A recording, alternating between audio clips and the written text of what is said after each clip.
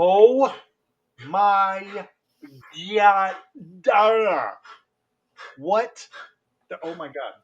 Oh my god. I know. My dog is also very dissatisfied. I get it. I get it. I get it. You're Oh, I forgot. one.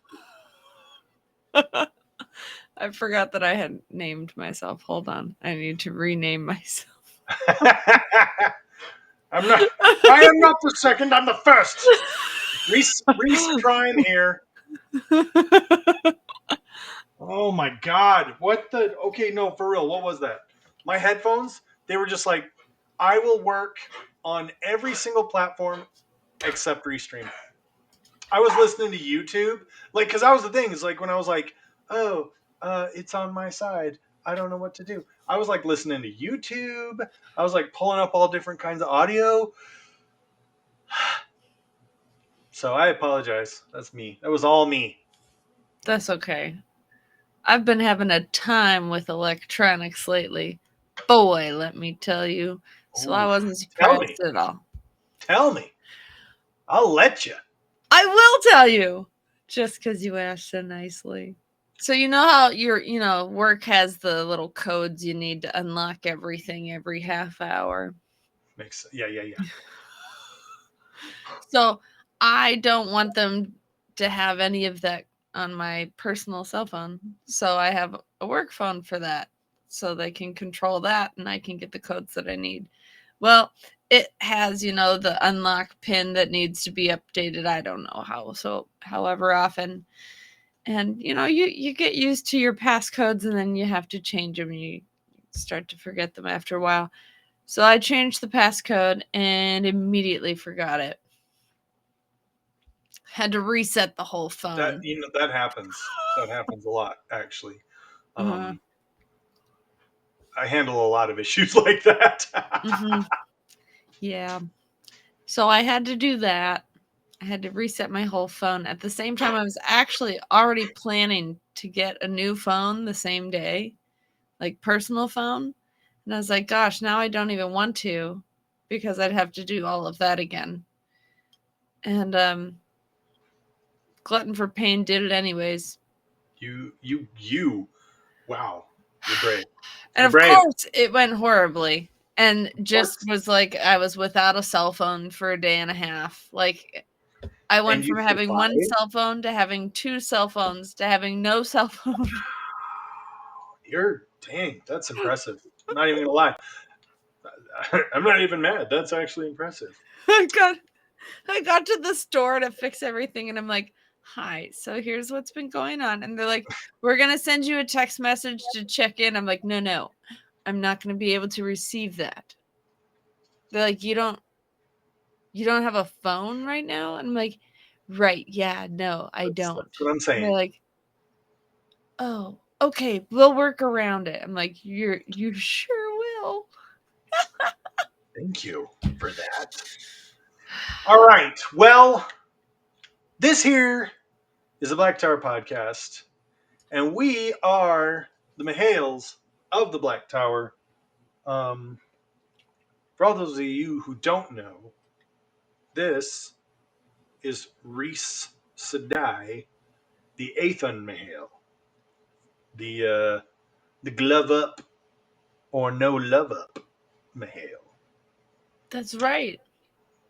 which And I this like that correlation. this right here is Josh, your swerve on my head. Your beard up or weird up, Mahale. That's right, beard up.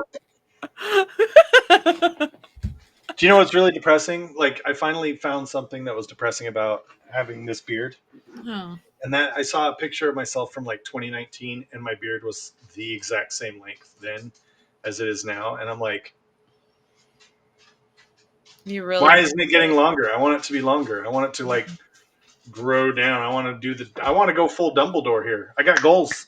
Okay. You'll have to get I don't know what are the vitamins for the growth. The hair vitamins. Wait, what is it? Weremon's beard oil. There you go. Wyromon's beard oil. Yes. For a thicker, fuller beard, turn Mm-hmm. to Wyromon's beard oil, the Yeah. finest beard oil in Tyr. Is he from Tyr or is he Ilianer? I think he's Tyr. Tyron?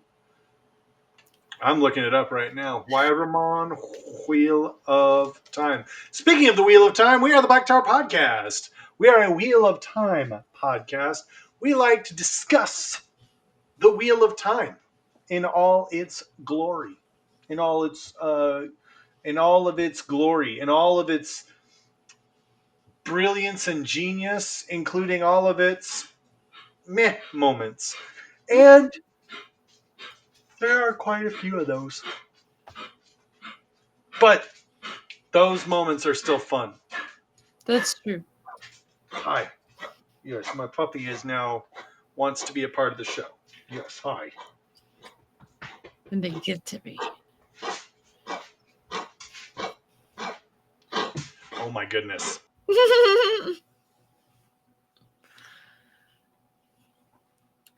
So today we are discussing some tainty goodness of Padan Fain. 1 second. You do the intro really quick. I'm gonna go take care of my dog. Okay. All right. So today we will be discussing Padan Fain and in particular, specifically, his connection with Shadar Logoth. You know, maybe he's born with it. Maybe it's Mashadar. We're going to look into that connection, whether it grew, whether it changed. Did he feel any significant events that happened with it, and all of the fun in between? And I do enjoy. I feel like Padan Fain's a fun one to talk about because, gosh, he's got some depth to him, and I'm not just talking about Mashadar. I'm talking about, you know. That was beautiful. That was beautiful. That was Thanks. beautiful. I was running out of steam there, so thanks for. Okay, so for those of you who know, we like to talk about Padan Fain. We've discussed Padan Fain a number of times, but there's always been different aspects of it because, as Reese says, this guy is a character that's got so many facets, so amazing, and we've never discussed Padan Fain with the Aethon Mahale's particular point of view and perspective, and I'm very excited for that. I'm excited to hear your thoughts on the specific relationship between Mashadar and Padan Fain, right? Because that's kind of where we want to specify, right? We kind of Mhm. want to like focus in on that particular because for correct me if I'm wrong, but for centuries Mashadar was a mindless, formless fog that just consumed all, answered to no master, answered to no whim other than its own sort of passive radar hunger, right? Mhm. And then Padan Fain comes along in the form of what was it, or death, right? That's how he first came along. It was well, I don't know. I don't know because he goes by several names, right? He He does. introduces himself as Ordeath, Mordeth, and then there's a guy inside Shadar Logoth or Aridol. Mm-hmm. Um, Wait, no, the guy inside Aridol or Shadar Logoth was Ordeath, right? Mm-hmm. I So think the guy so. that the boys meet, the Perrin and Rand and Matt meet, Mm-hmm. I that's Ordeath. I think so. And I think it's also that's kind of like another kind of incarnation. if I may, of the same person, like the same Oh persona no, he wore sorry. as in Eridhall, right? It is Mordeth. Mordeth. Mordeth is the guy who lived originally a good man devoted to destroying the shadow, who lived in Aridol during times of the Trolloc Wars. Okay. And so he's the one that created this evil, Mm-hmm. this suspicion, this hatred sort of made into substance. What happened to him? I almost feel like this is like one of those like one of those stories where like somebody gives their soul up to like a lesser form of evil, like not a like a an archdemon, but like a lesser demon. Like they give their soul up to a lesser demon, and it ends up being like a symbiotic thing, where it's like, oh, you can consume my soul, but in return, I kind of get control. So, fun story. I just pulled up the what.fandom.com because I was kind of curious as to kind of what it would say about this.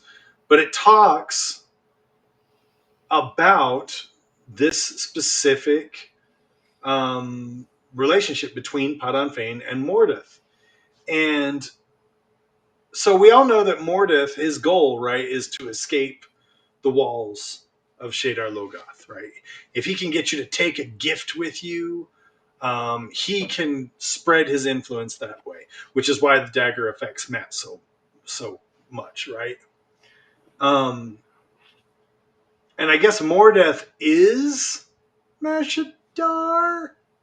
I don't know. I'm gonna say it is, but apparently, when Padan Fain goes into Shadar Logoth with the Trollocs and the Fades, he escapes, but he gets captured by Mordeth. And it says here, Padan Fain was the vessel Mordeth needed to escape the damned city.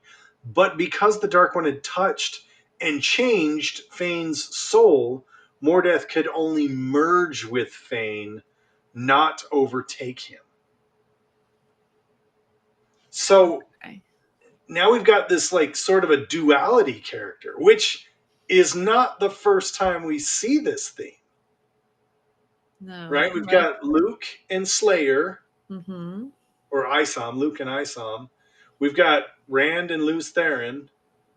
Um, wow, this is kind of cool. Lots. Yeah, that's interesting.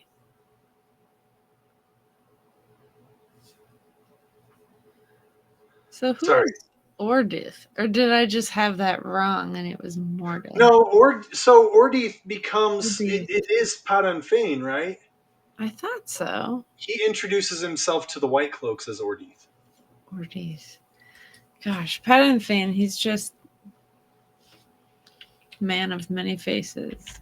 Man of many souls.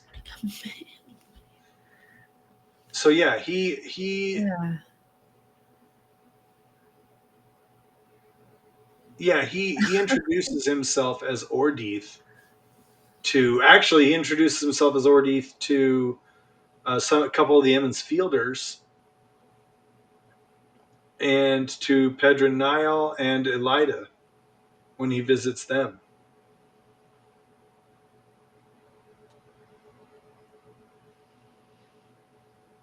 So interesting. I feel like, I mean, obviously, there's a, you guys have talked about him many times, but I feel like Padan Fain is one of those characters that could have been like a spin-off, Yeah.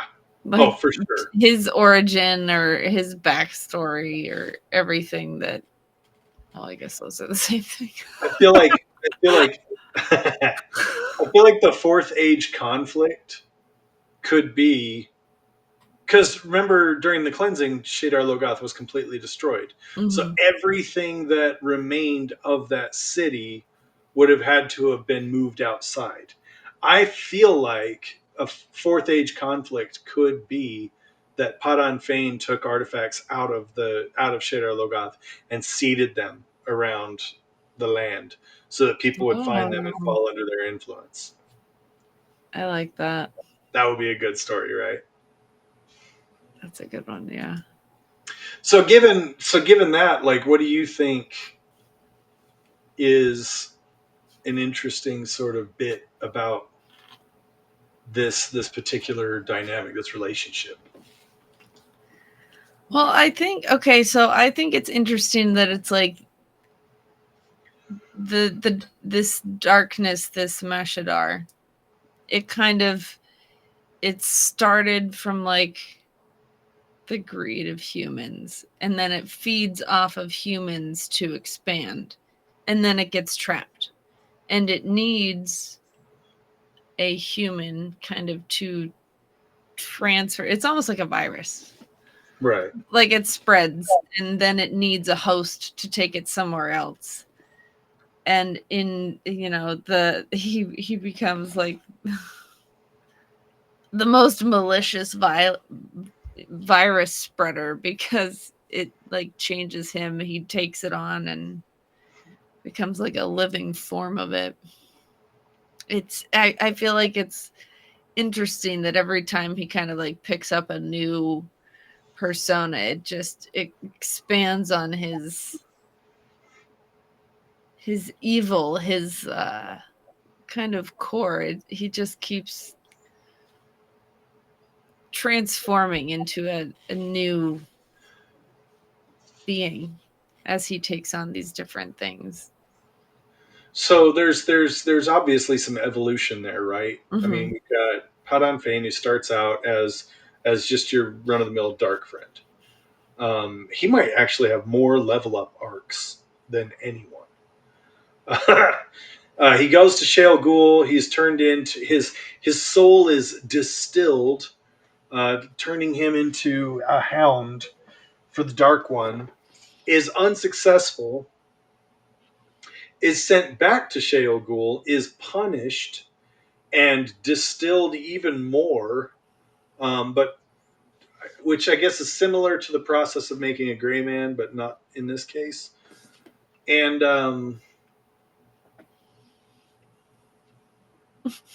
because of that, he becomes like the one person who can like sense Rand al'Thor. I can smell you, Rand al'Thor.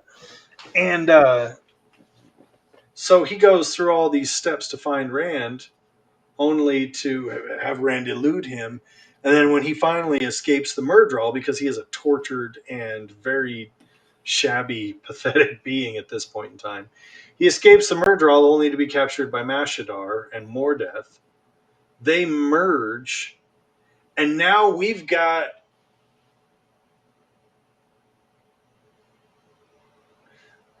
a being that is hungry to just consume everything, and a being that is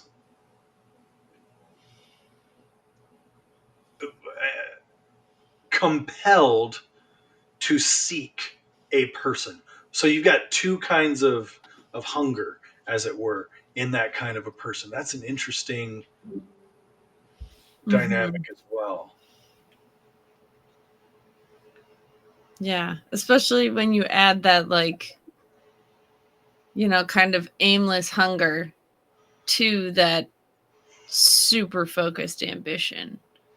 It's almost like they feed off of each other into this frenzied like need to find Rand. Yeah, yeah, they kind of do.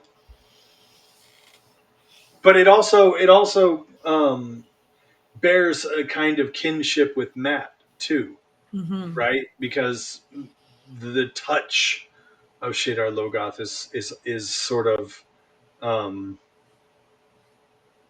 signed into Matt Hmm. and just kind of impregnated there.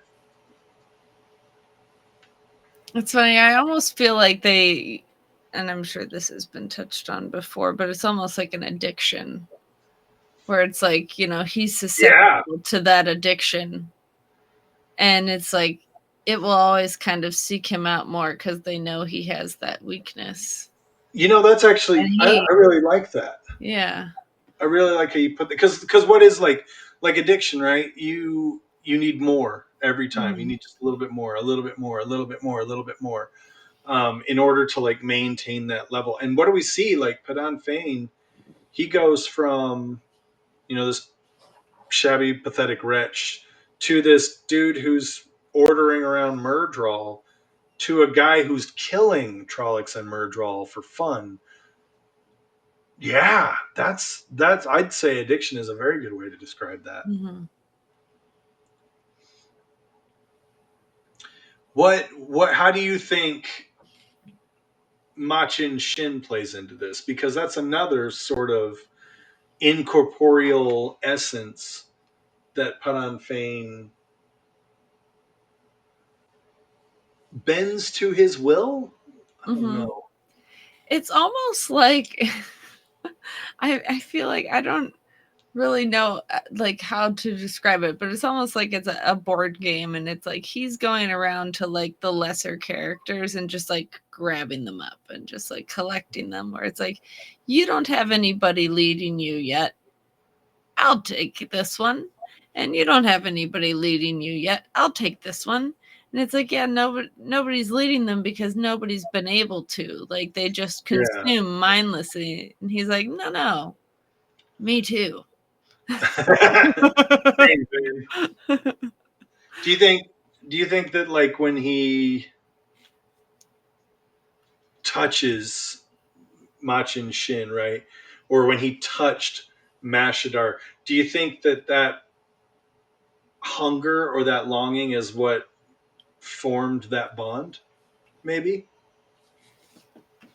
I feel like, yeah, it's gotta be because it's almost like that's why he couldn't be consumed, is because he wanted so badly to consume himself. I mean, it kind of brings you back to that, like yin and yang, like if there's enough of Or the, give and take, they're gonna work together instead of consuming. well, and that therein lies one of the kind of the issues, right? Because I think the only common denominator between those three entities would be the hunger, right? That compulsion, that need to seek out and consume. Mm-hmm. And I guess that's the thing, is that the Mashadar and Mashinshin, they're both kind of mindless hunger. They just are wild, non-thinking consume. But Padan Fain comes in and he has that feral hunger, but he has it very tightly under control. And so he's able to just kind of like grab them in, be like, no, no, I got that hunger too. I know what you're about. Here, let me give you some direction. And it's Yeah. almost like it's almost like I'm thinking like water drops or oil drops. They like bloop, just kind of blip together because they're so similar. Well, and we see too that his influence consumes others.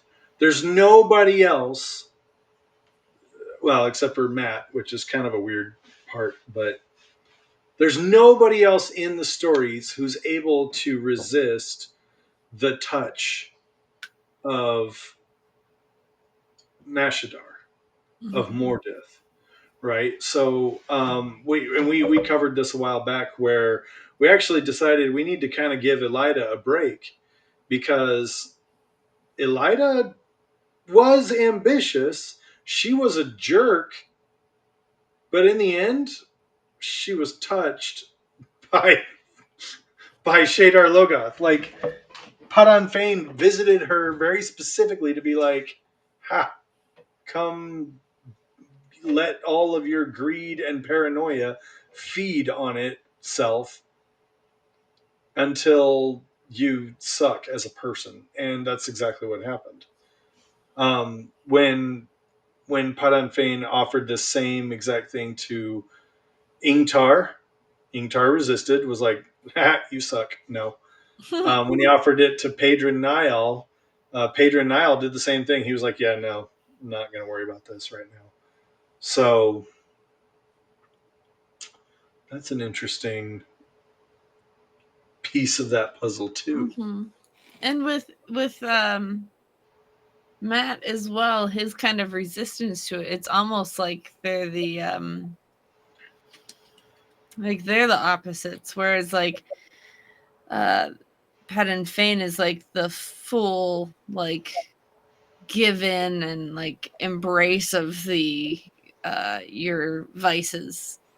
Matt has to try very hard to resist those vices. Like he has them. He actually, out of the group, he probably gives in to his addictive tendencies more so than the other Emmons Fielders. Yeah, So he has to try. It's almost like that would be why he's kind of a target, is that he is somebody that tends to kind of give in to, you know, um, kind of,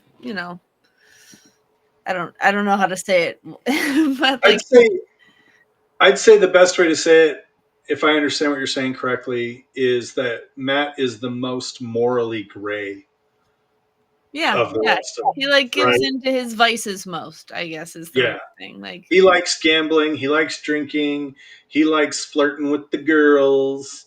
He mhm, likes dandling a fair maiden upon his knee and mhm, playing dice. Like these are things that kind of shifty people do. These are not things that upstanding people of integrity. That you don't go gambling if you've got integrity. Like what's up with that, dude? And so he's kind of like, what? Come on, what are you doing? Come here. Where are you going? This thing so will not move. Okay, so he's the one that will do that, right? He's the one that will participate in that. So yeah, he accidentally grabbed the knife too, right? Because he was being threatened by a dude who was turning into a balloon, mhm, and he grabbed a knife. Which I mean, same. yeah, And then he didn't think about it. He kind of did a little bit of Aes Sedai wordplay. He kind of went. He didn't give it to me. I took it, so it doesn't count. And they were all like, "You idiot!" But okay, whatever. Um, and he had to he had to overcome that himself, right? Again, much like addiction, they healed him, and then he had to hold on to the dagger, which was kind of torturous. But he mhm, had to hold on to the dagger without holding on to the dagger. I guess he had to like kind of resist that yeah, um, personally as well as doing that. Now, Padan Fain had no ability to resist anything, right? His soul had been distilled twice, and he was compelled to serve out one singular purpose. Now, that's probably the thing that Mordeth could not eradicate, right? That's probably the thing that he could only merge with Padan Fain, because the the distillation, the command to seek Randall Thor was carried out by the Dark One. Mordeth is not more powerful than the Dark One. Um, as we learn later on in the books, nobody is. But it's interesting that that's probably what preserved that piece of Padan Fain and allowed sort of a merging as opposed to a taking over. Oh, that's pretty interesting. Yeah, but no, but everybody else just kind of immediately succumbs. Even Matt succumbed. Even Matt fell under the influence of the dagger and was healed partially, lived with it again, and then was completely healed eventually. The knife taken and stored away where he could safely live without it. That's great. And then in the end, when he's attacked by Mashadar, Padan Fain, he gives a speech about being inoculated, which this is one of those pieces of the story that I kind of feel like is a little rushed. I feel like I feel like it's one of those things that they were like, "Oh yeah, we got to wrap this up." He attacks Matt, and Matt is inoculated, so he kills him. Ta-da! Dead Padan Fain, which I do kind of get upset about because Padan Fain was such an amazing character, but also Brandon Sanderson was already taking a lot of heat. Like let's set our history machines back to when Brandon Sanderson was announced to be the one who was going to take over the wheel of time. We were all excited. Everybody was excited. Everybody was so excited that this was going to happen, that he was taking over. It was amazing. And we all started following his blog, right, on his website. And he made an entry saying, "Hey guys, there's no way I'm putting this into one final book." And so it is with this in mind that myself and Team Jordan, we've decided we're going to break this up into 3 books. A lot of people got really upset. They accused Brandon Sanderson of making a cash grab. And okay, I I understand how people can come to that conclusion because there are a lot of cash grabs and a lot of things like that. But there's no piece of that story in those 3 books that's not rich and full. I mean, there are aspects of it, right? Like we just illustrated one of them, but that just means they could have easily filled up 2 more books. Honestly, yeah, we're like making an excuse for them to put more info in there. Yeah, And it's like I don't think that's even the only spot. Getting mildly off topic, I think there are multiple places that they probably could have spent some extra time and added some more detail, some more development, a little more direction for the future. I think there are plenty of places for that. sure. And this is Well, definitely one of them. yeah, I mean that's what happens when you have such a big story, right? I Oh, mean, it's over 1,000 named characters. Like, mhm. come on. So a lot of it, you just got to kind of let it go and excuse it and be like unreliable narrator. We weren't there, so we don't know, so we can't know. Like I get that. Um, and once again, I will say Robert Jordan is historically bad at planning the length of his books because he wrote the first one and he even admits he has no idea where he was really going with it. It was just kind of it was the idea that he had. And he wrote the first one, and Tor Books came to him and was like, "All right, we'll give you a 3 book deal. Can you do it in 3 books?" And he's like, "Yeah, I can do it in 3 books." Halfway through writing the third book, he's going, "Actually, I might need another couple books." And they're like, "Okay, cool. We'll give you another 3 books." So he's up to a 6 book deal, and he's not knowing if they're going to give him any more than that. But like time and time again, he's like, "Yeah, I only need 1 or 2 more books." And they're like, "Cool. We'll give you another 3 because we know you're going to need it." And so when he when he said, "Guys, there's 1 book left," and everybody cheered and everybody applauded and everybody was excited, no, there was 3 books left, which is probably one of the most Robert Jordan things ever, and I love it. Mm-hmm. For sure. But Fane, even after everything is over, like he still retains control of Mashadar, right? Because he is. Let's see. Yeah, he's like a boss level walking around making his own, zombie army with Mashadar. Which is cool, Yeah. which is so cool. I love it. And again, that could have been so much. That could have been so great. That could have been another book all in and of itself, right? Where we fleshed out some of those things, and the memory of light ends with Rand on the pyre, lighting the pipe, moving on to become a wanderer, and then, you know, epilogue, set it up for the next book. And the next book is, as the blight recedes and as everything is growing and everything's great, and Lan and Nynaeve go to Malkir to resettle Malkir and repair the seven towers, and then all of a sudden an army appears of zombies. Like, you know what I mean? Like, it could have been a Yeah. whole new conflict. It could have been an iteration of the Dragon's Peace uh, enacted, right? Like the first test of the Dragon's Peace after the battle at Sheol.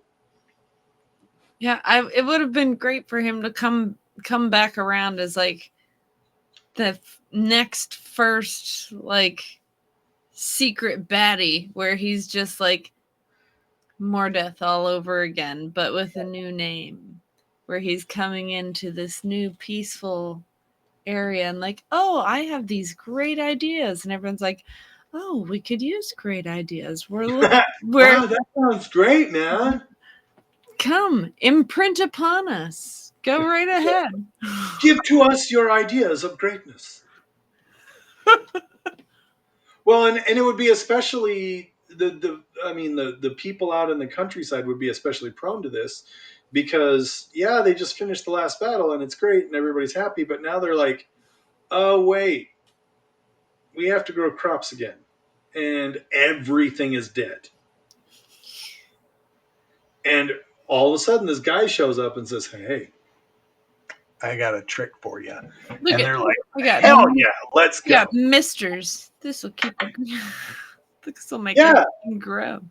it's a perfectly natural thing to do. And then you could have, sending investigations out and you're finding abandoned farms. Nobody thinks about it too much because literally half the human population just died in the last battle. So, okay, there's going to be a lot of abandoned farms until we find one specifically that we knew someone was going to be there. And now we're going, wait a minute. You know what I mean? That would have been great. Mm-hmm. Maybe Yeah. we should write a fanfic. Okay. Okay. I like it. Surprise! There already is a Black Tower fanfic. It's pretty good too, if I do say so myself. And I do say so myself.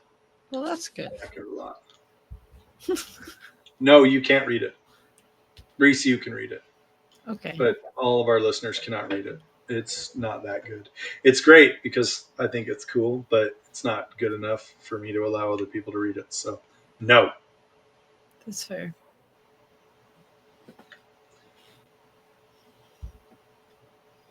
What other okay, so what other weaknesses are there for this character? Or are there any weaknesses? Because I know it says that Matt, springs up, takes the dagger, stabs him in the heart, and now he's dead. But don't we see him licking the dagger and cutting himself just for fun? Yeah, That's kind of a weird little loophole. I feel like in 10 years, Brandon Sanderson's gonna come out and be like, surprise number 2. Lanter's alive, and so is Padan Fain. Guess who else didn't die? Honestly, they both make sense. Cause I could see that. That would be a good move for Padan Fain to be like, well, everybody else is dying. I feel like I should just take my leave here, pick Oh up some no, survivors. I'm dying. What if okay, so now I'm getting mildly off topic here, but what if Mashadar got a hold of oh dang it, I can't think of the name. Hinderstep. Too much drink. Hinderstep. What if Oh. what if Mashadar got to Hinderstep? Whoa!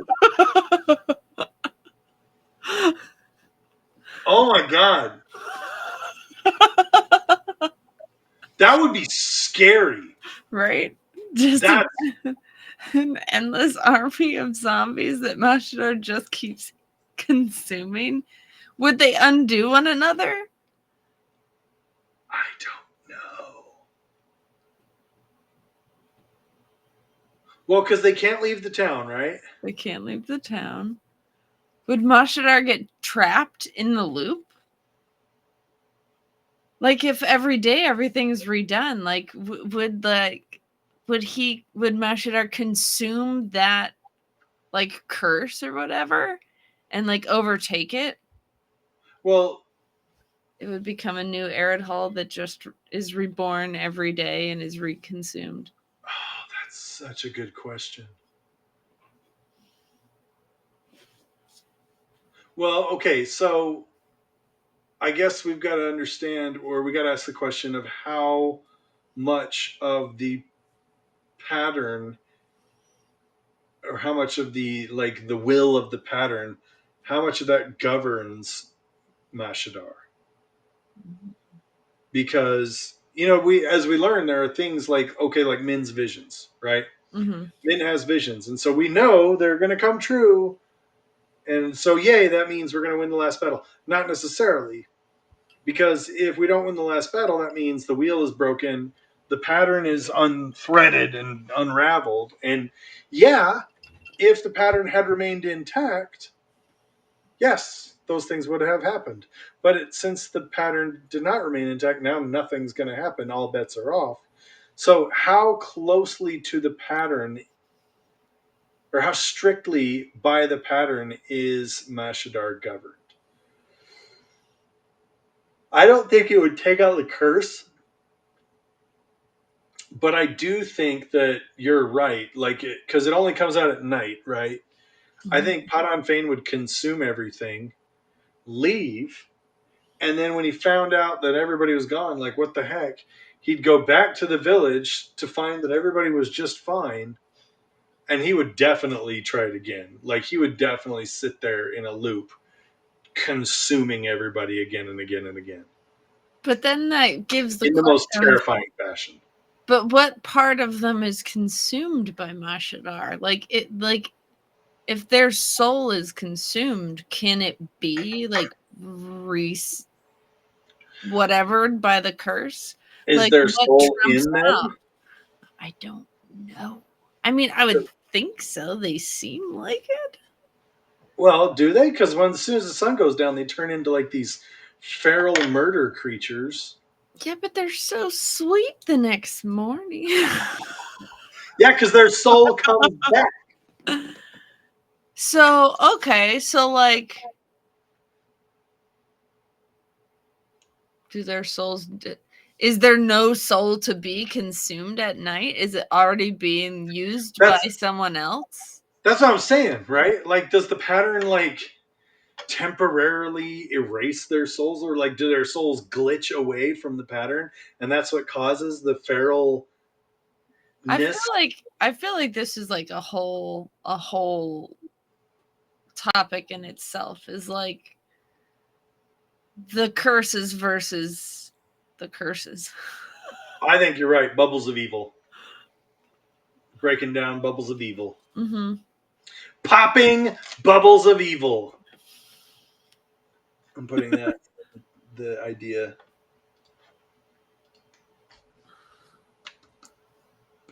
It's not like popping boba.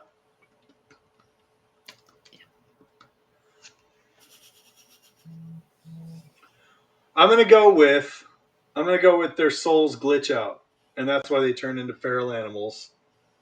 And Mashadar tries to consume them and takes them over as vessels. And then the next morning when they leave, they come back, and Mashadar's like, "What the hell?"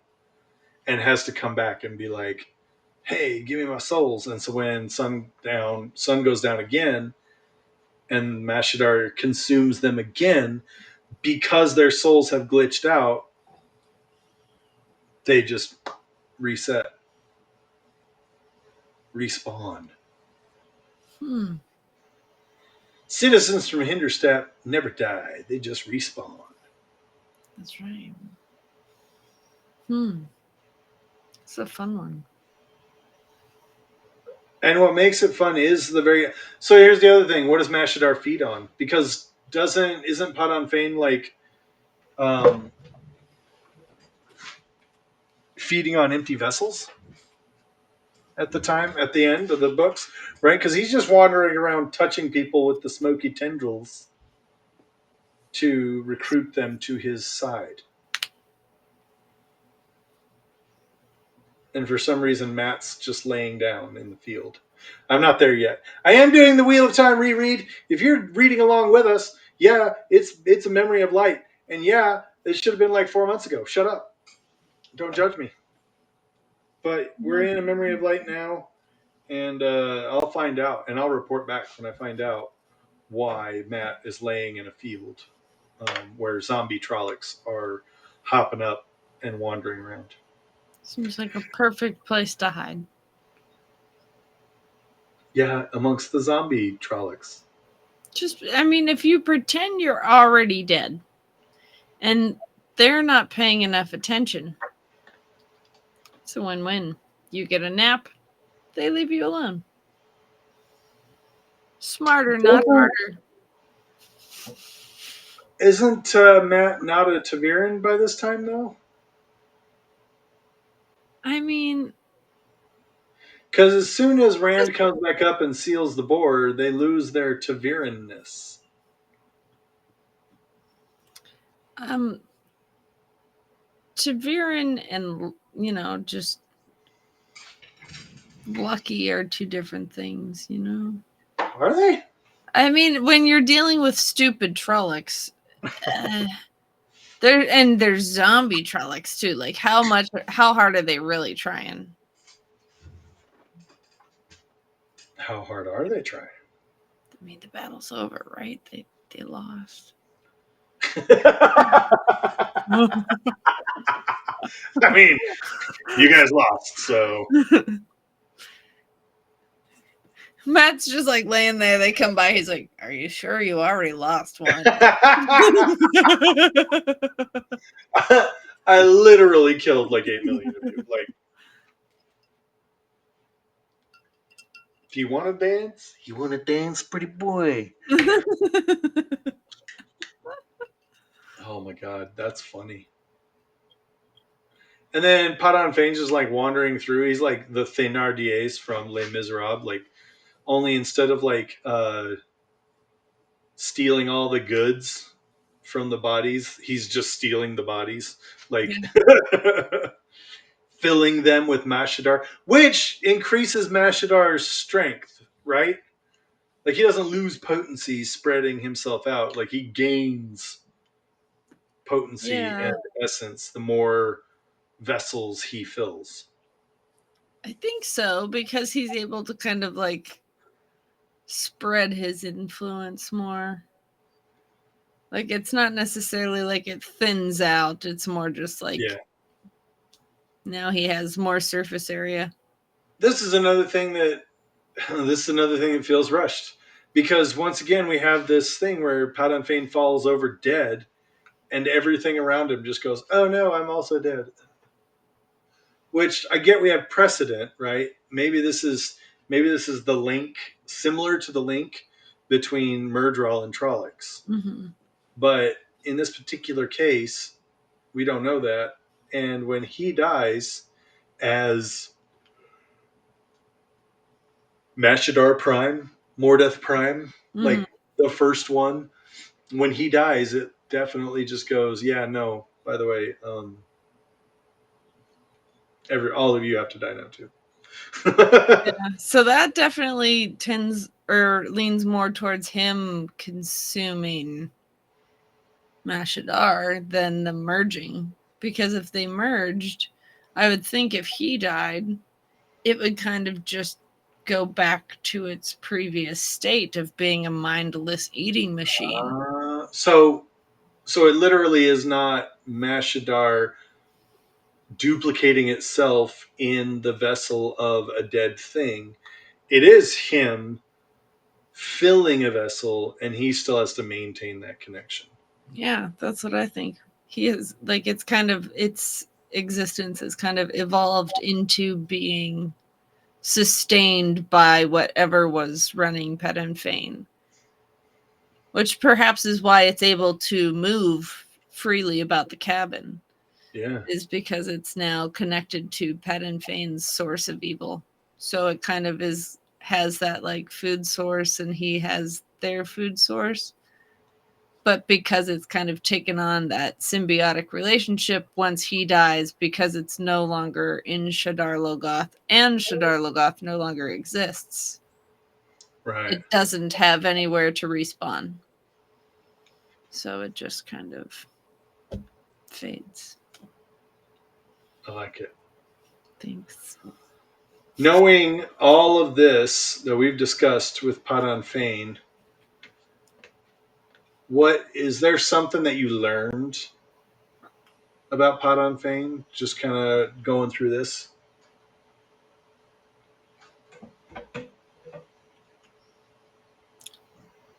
I don't know. I So guess for it's more me, just kind of like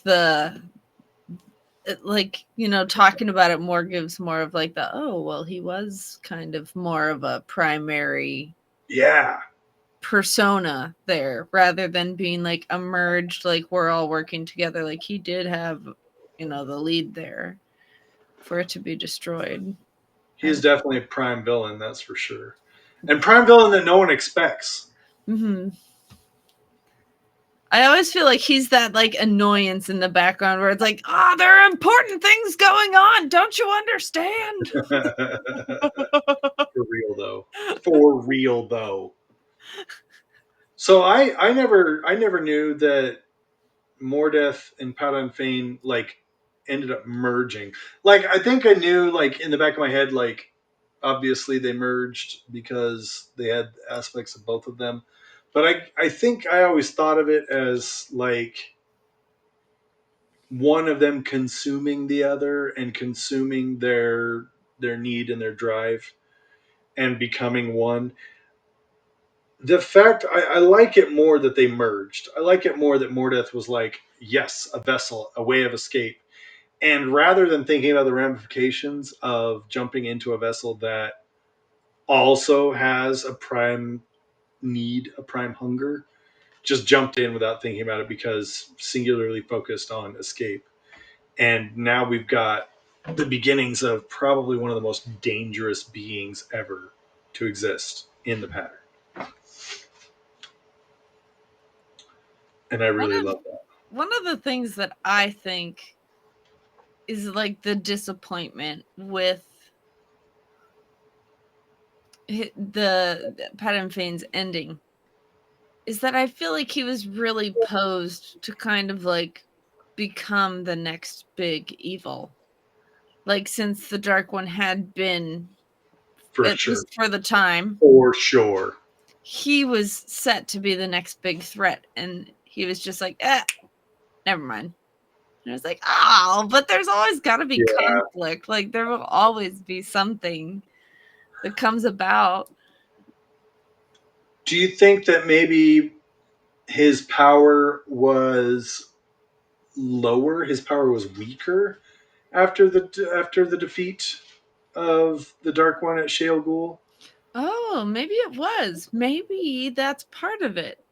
Padan Fain, part of his downfall was his arrogance. He thought he didn't need the Dark One, and he didn't have as much of a connection to him, but he really did. Yeah. And so, really, his only power then was from Mordeth, was from Mashadar. And that was, less dynamic and easier to be taken out by somebody like Matt, who had I an like it. immunity. I like it. I like it. Once again, we've discussed Padan Fain at length. Um, what a compelling character. What an amazing character. If you'd like to discuss Padan Fain more with us, you can do that in person in October. Reese, tell them how. Because the madness is gathering That's right. in Utah. Yeah.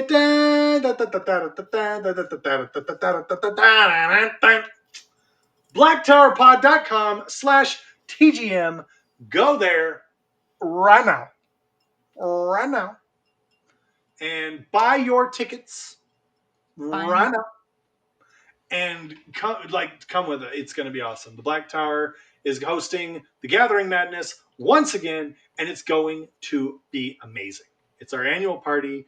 We love it. You love it. You need to be there so we can party with you because we love you. Don't It'll worry. be fun. Come join us. If not, there's virtual tickets. Join us electronically. We want to see you either way. Spend some time with us talking in weird detail about the Wheel of Time. In weird detail. Let's get weird with it. We do I don't know how many chapters I got left. That's Brandon Sanderson as he's writing it. I don't know how many chapters I got left, but I'm going to get real weird with it. I don't know how many chapters I got left, but it's double. But it's double that. But it's twice what you're thinking it is. Oh no, more Wheel of Time. Darn it. Anyway, thank you so much for being here. Thank you so much for tuning in. Thank you so much for listening. Thank you so much for behaving while we give you this week's dose of taint. We hope that wherever you are, you leave here just a little bit more insane than you were when you first got here, because that's our goal, to spread the taint. From all of us here at the Black Tower, I have been the Soravan Mahale Josh. And I'm your Aethon Mahale Reese. That's right. And don't fuck with Reese. Don't. Ever. Ever. You've been waiting for this moment, for this feeling to grow. In the shadows, always watching, always running the show.